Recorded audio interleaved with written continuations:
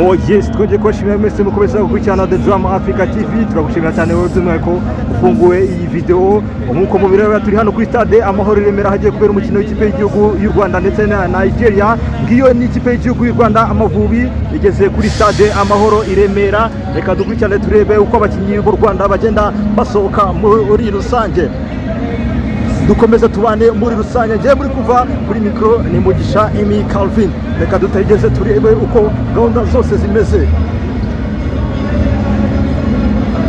Reka dukurikirane turebe abakinnyi b'ikipe y'igihugu Amavubi. Reka turebe uko kabisa nuko zimeze kabisa. Reka turebe uwo photographe w'ikipe y'igihugu y'u Rwanda Amavubi. Ntabwo biba byoroshye cyane hano kuri stade Amahoro i Remera uko bagenda basohoka muri rusange umukino w'ikipe y'igihugu y'u Rwanda ndetse n'ikipe ya Nigeria. Iyi ni ikipe y'igihugu y'u Rwanda. Reka turebe uko abakinnyi bagenda basohoka muri rusange.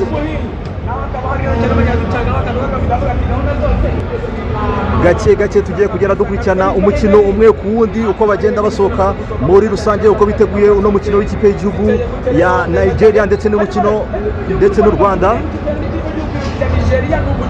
Turebe uko abakinnyi b'ikipe y'igihugu y'u Rwanda Amavubi bagiye gusohoka muri rusange. Bagiye gukina umukino wabo w'umunsi wa gatanu mu mikino yo gushaka itike y'igikombe cy'isi. Reka turebe uko abakinnyi bagenda basohoka muri rusange. Reka turebe uwa mbere usohoka, uwo ni umutoza w'ikipe y'igihugu Adera Murush, umutoza wungirije Eric Nshimiyimana ngabo. Muri rusange reka turebe abakinnyi bose b'ikipe y'igihugu y'u Rwanda Amavubi.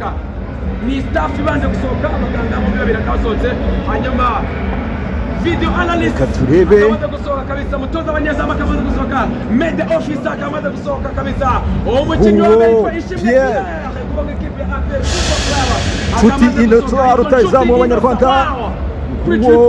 Didier Mutsinzi Ange yitwa kuba mu ikipe ya Mukura, niwe wavuye mu ntara y'Amajyepfo mu ikipe y'igihugu iragohaje, yitwa Samuel Gillet nawe tayari yamaze kuba ahaseseka n'ubundi muri rusange. Rero ibintu byose ni amahoro. Hanyuma undi yitwa Raphael York Kwizera Georgia International munyezamu kabisa, nawe kamaze kugenda Buhake Jihad Sahab Hakim yitwa Mayeto ngo ikipe ya Rutsiro ateye ubwoba ni yigena keba bategenda umusitari ibintu byose ngoma kuzuka. Ngabo abakinnyi bose b'ikipe y'igihugu y'u Rwanda. Mugisha Gilbert Manzi Thierry Jabel Manishimwe yitwa Manishimwe Jabel, hanyuma yitwa Bugingo Hakim Yunusu Uwatara. Team captain wa ikipe ya Pele yo mugabo Claude ari kumwe na captain Muileke Kakanu Kakalura Isapa Tarwa Mwari Fiacre zamani cyane kabisa mugenda mwakira Ombarenga Fitina Bonheur Mugisha. Bonheur ngo niwe hatari kabisa, ngo niwe hatari ibintu byose. Rero ni amahoro cyane kabisa. Hanyuma Delphine avuga atereka mane Aniseti so kabone cyane kabisa, ambaye inkweto ku rundi rwego.